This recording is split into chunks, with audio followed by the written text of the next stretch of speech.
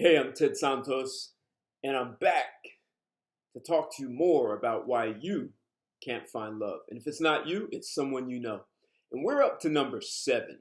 So I've given you the top 6 reasons why you can't find love. And number 7, well, number 7 is what we call third party interference. The number 7 reason could almost appear as innocent. You have friends and family who traditionally look out for your best interest. At least it seems it should be that way, right?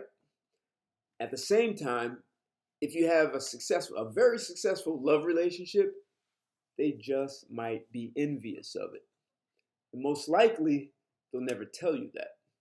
Or they're going to say, hey, I'm envious of your relationship. It's always so great. They say it jokingly.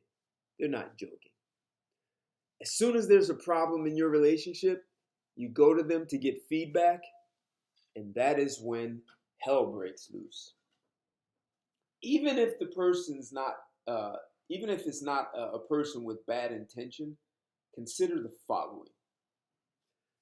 First, they only have your side of the story. Most people leave out certain parts of the story.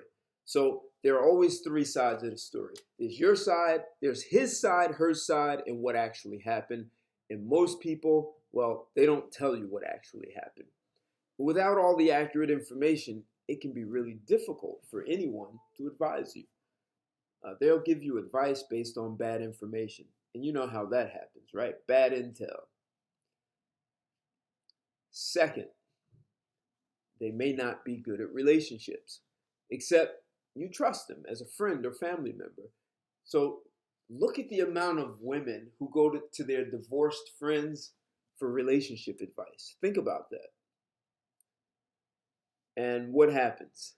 That divorced friend may be a great example of misery loves company. Or they can only tell you what not to do. So here's what you don't do. But they never tell you what you should be doing. They will advise you basically to sabotage your relationship. 3 out of this. So we're still talking about number 7, which is third party interference. And I'm giving you these 3 things that you should consider in third party interference.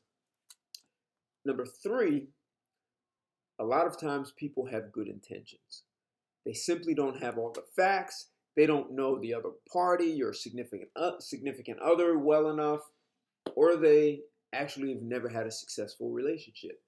So their good intentions can simply go bad.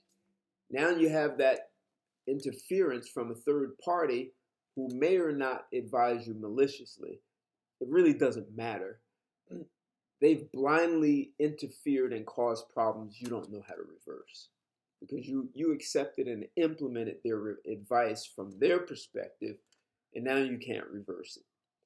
This happens actually way more than people realize. And if you're a couple and one of you goes to a third party for advice, their advice can interfere. If it's malicious, they'll keep pouring gasoline on the fire until the relationship falls apart. And if it's a good intention, well, they may not be able to help.